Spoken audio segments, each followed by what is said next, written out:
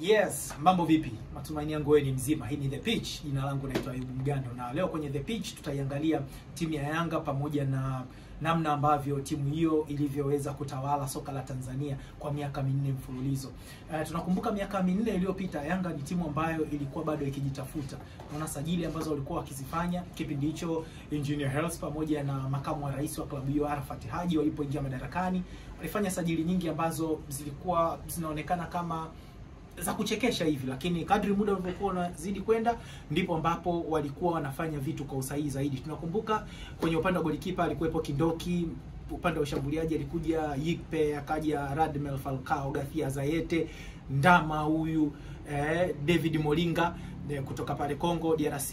Lakini baadaye tukaanza kuona mabadiliko kwenye sajili ambazo Yanga walikuwa wakizifanya. Akaingia Heriete Makambo, alifanya vizuri sana pamoja na Ibrahim Majib, kipindi kile kocha akiwa Mwinyi Zahera. Lakini baadaye tukaanza kuona sasa wakati ambapo msingi wa timu ya Yanga ulipokuwa umetengemaa, alipokuja Nasiruddin Nabi, yeye alitengeneza falsafa ya timu ya Yanga ambayo mpaka sasa hivi inaendelea kutumika. Tunakumbuka Nabi hakuwa na msimu mzuri wa kwanza, nusu msimu wa kwanza hakuwa na msimu mzuri, lakini kadri muda ulivyokuwa ukizidi kwenda, Nabi aliendelea kuimarisha timu hiyo kifalsafa, kiuchezaji, lakini kwa aina ya sajili ambazo alikuwa akizifanya. Tunaona akamsajili golikipa Diara, alikuja kuwa moja kati ya golikipa bora kabisa hapa Tanzania pamoja na Afrika. Tunaona mpaka timu yake ya taifa ya Mali anaitwa na anaanza. Lakini Juma Shaban Soda Bemba upande wa kulia, yani Kibangala aliingia kwenye timu.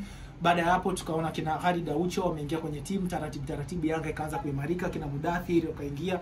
Alipoondoka Heriete Makambo akaingia Fiston Kalala Mayele, tukaona kitu ambacho alikuwa amekiweka katika timu ya Yanga. Baadaye akaingia sasa kina Pacome wamekuja, kina Max Nzengeli wameingia, kina Aziziki, na kuna vitu vikubwa ambavyo wamefanya katika klabu ya Yanga. Kwa hiyo katika mpira wa miguu, kama unataka kujenga timu imara ambayo inaweza ikatawala mpira, basi hakikisha kwamba unakuwa na uongozi wenye maono ya namna gani wanataka timu yao iwe.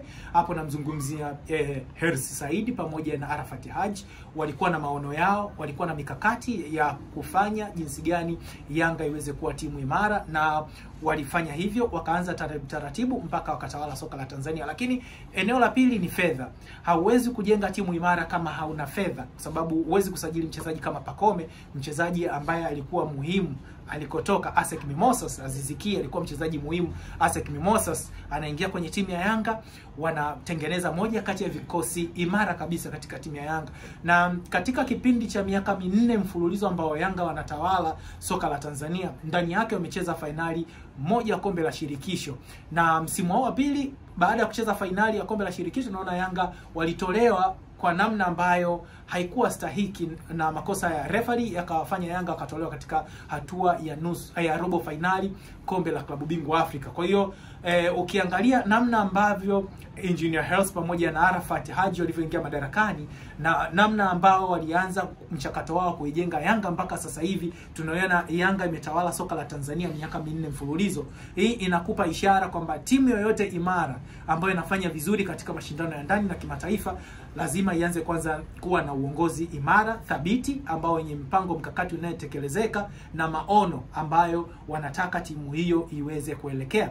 Na tumeona maono ya Yanga, tumeona mikakati yao, na tumeona aina sajili ambazo wamezifanya. Lakini kuna mtu anaitwa GSM.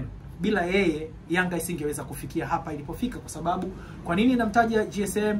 Nguvu ya fedha klabu ya Yanga ambao kwa sasa hivi wanayo inatokana na mfadhili wao ambaye ni GSM. Amewekeza fedha nyingi ambazo zimeweza kusajili wachezaji walio bora ambao wameifanya Yanga kuwa moja kati ya timu imara hapa Tanzania.